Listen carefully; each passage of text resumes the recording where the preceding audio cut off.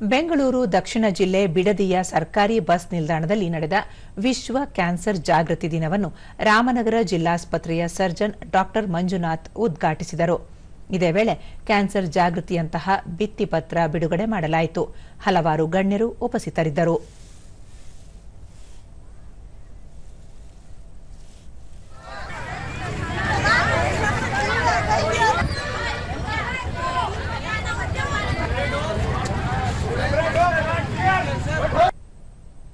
ದೂರದರ್ಶನದೊಂದಿಗೆ ವಿದ್ಯಾರ್ಥಿನಿ ವೀಣಾ, ಧೂಮಪಾನ ಅಪಾಯಕಾರಿಯಾಗಿದ್ದು ಅದರಿಂದ ದೂರವಿರಬೇಕು, ಕ್ಯಾನ್ಸರ್ ರೋಗ ಕಂಡುಬಂದಾಗ ಆತಂಕ ಪಡದೆ ಸೂಕ್ತ ಚಿಕಿತ್ಸೆ ಪಡೆಯುವುದು ಅಗತ್ಯವಿದೆ ಎಂದು ಹೇಳಿದರು.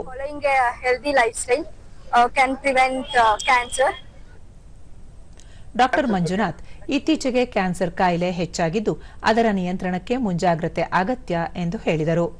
ಆರೋಗ್ಯದ ಬಗ್ಗೆನೇ ಯೋಚನೆ ಮಾಡಲ್ಲ, ಬರೀ ಕೆಲಸ ಅಂತ ಒತ್ತಡದಲ್ಲಿ ಅವನು ಜೀವನನ ದೂಡ್ತಾ ಇದ್ದಾನೆ. ಆದ್ರಿಂದ ನಾವು ಈ ಒತ್ತಡ ಜೀವನದಲ್ಲಿ ಇರುವಂತವ್ರಿಗೆ ಈ ಅವೇರ್ನೆಸ್ ಬಗ್ಗೆ ಕೊಟ್ಟು, ಈಗ ಕ್ಯಾನ್ಸರ್ ಯಾಕೆ ಬರುತ್ತೆ, ಕ್ಯಾನ್ಸರ್ ಯಾಕೆ ತಡೆಗಟ್ಟಬಹುದು ಅನ್ನೋ ಅವೇರ್ನೆಸ್ ಕಾರ್ಯಕ್ರಮ ಹಮ್ಮಿಕೊಂಡಿದ್ವಿ. ಅದನ್ನ ಇವತ್ತು ನಾವು ಈ ಬಿಡದಿಯಲ್ಲಿ ಜಾಥಾ ಮಾಡುವ ಮೂಲಕ ಈ ಕಾರ್ಯಕ್ರಮವನ್ನು ಆಯೋಜಿಸಿದ್ವಿ.